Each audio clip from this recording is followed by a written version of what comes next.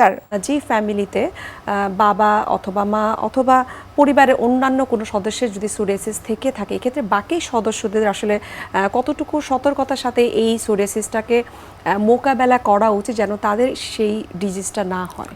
হ্যাঁ, এই যে বললাম যে স্ট্রেসটা তাদের কমাতে হবে, তাদের যদি কোনো সময় ইনফেকশন হয় সেটা কন্ট্রোল করতে হবে, তাদের খাওয়া দাওয়াগুলো একটু নিয়ন্ত্রণে আনতে হবে।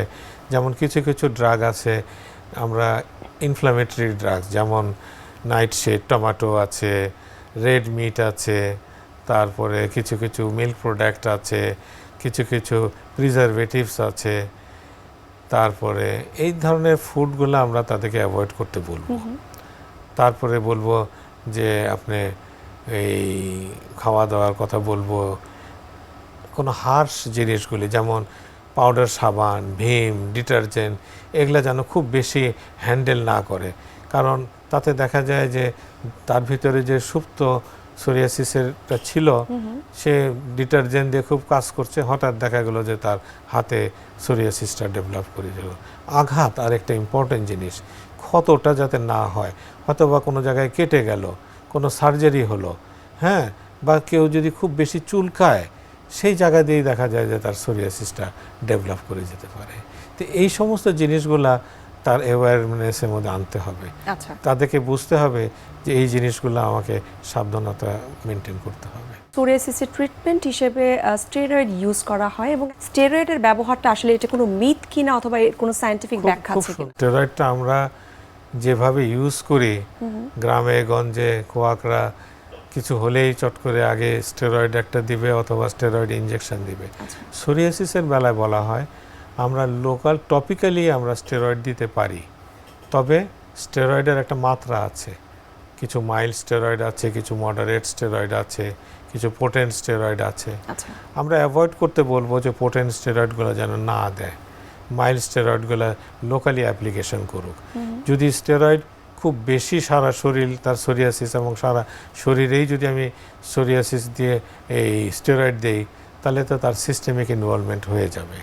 সেক্ষেত্রে আমরা বলবো যে যতটুক দরকার একটা মেজারমেন্ট আছে, সেই হিসাবেই যেন আমরা দিই। যেমন একটা সিম্পল একটা টিপস দিয়ে দেই, আমাদের এই যে আঙ্গুলের যে এতটুক জায়গা, ফার্স্ট ইন্ডেক্সের যে আঘাতটা, এতটুক জায়গায় যদি আমি একটা মলম নেই, এই মলমটা কিন্তু আমার পুরো হাতটা কভার করে যাবে। তাহলে আমরা যদি এরকম পাটা ধরি, তাহলে এরকম 2টা বা 3টা হাত নিয়ে ওটা দিতে পারি। এবং 100 গ্রামে আমাদের যে টিউব থাকে, যদি 100 গ্রাম স্টেরয়েড আমরা 7 দিন ইউজ করার মতন আমাদের we are allowed to do. কিন্তু এর চেয়ে বেশি আমরা শরীরে দিতে পারবো না, দিলে আমাদের সিস্টেমিক ইনভলভমেন্ট হয়ে যাবে, ক্ষতি হয়ে যাবে। ওরাল স্টেরয়েড কখনো আমরা সোরিয়াসিস পেশেন্টকে দেব না। ওরাল স্টেরয়েড বা ইনজেক্টেবল স্টেরয়েড যদি দেই, তার সোরিয়াসিসটা বেড়ে যাবে, সিভিয়ার হয়ে যাবে। ওই যে বললাম যে নর্মাল তার সোরিয়াসিস আছে এবং স্টেরয়েড ইনজেকশন দেওয়ার পরে তার সিভিয়ার পাস্টুলার সোরিয়াসিস হয়ে গেল, একদম যেটা মরণাপন্ন সোরিয়াসিস, সেই দিকে রোগী চলে যেতে পারে। এই জন্যে আমরা সবসময় বলবো যে টপিক্যাল ওষুধগুলো ইউজ করুন। এরপরে রোগী যদি বেশি সমস্যা হয়, আপনি রোগীটাকে ডার্মাটোলজিস্টের কাছে রেফার করে দেন। তারাই ডিসিশন নেবে তাকে কি কি ধরনের ওষুধ। লোয়ার লেভেলে আমরা বলবো যে টপিক্যাল ওষুধ ইউজ করুক। আমরা সব পেশেন্টকে 80% পেশেন্ট কিন্তু আমাদের মাইল্ড সোরিয়াসিস, 20% হচ্ছে আমাদের মডারেট সিভিয়ার। তাহলে 80% পেশেন্ট কিন্তু আমাদের নর্মাল ডাক্তারদের কাছেই যাচ্ছে, নর্মাল হেলথ অ্যাসিস্ট্যান্টদের কাছেই যাচ্ছে, এবং সেখানে তারা যদি দেখে যে হ্যাঁ তার সোরিয়াসিস আমি বুঝতে পারলাম, তাকে ময়শ্চারাইজার দেখ, প্রচুর পরিমাণ আর্দ্রতা, যত বেশি ময়শ্চারাইজার দিবে তত বেশি পেশেন্ট ভালো থাকবে। এটা একটা ইম্পর্টেন্ট।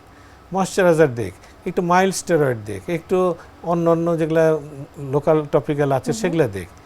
তারপরে যদি দেখি যে না এতে কন্ট্রোল হচ্ছে না, তখন পেশেন্টটাকে রেফার করে দিতে হবে। জটিল অবস্থায় সোরিয়াসিসের আসলে আর কি কি কন্ডিশন হতে পারে সেটা সম্পর্কে আমরা আরো বিস্তারিত জানবো, তবে তার আগে আমরা একটু দেখে নিয়েছি আমাদের স্বাস্থ্য প্রতিদিনের নিয়মিত আয়োজন কি খাবেন কেন খাবেন এই সেগমেন্টে।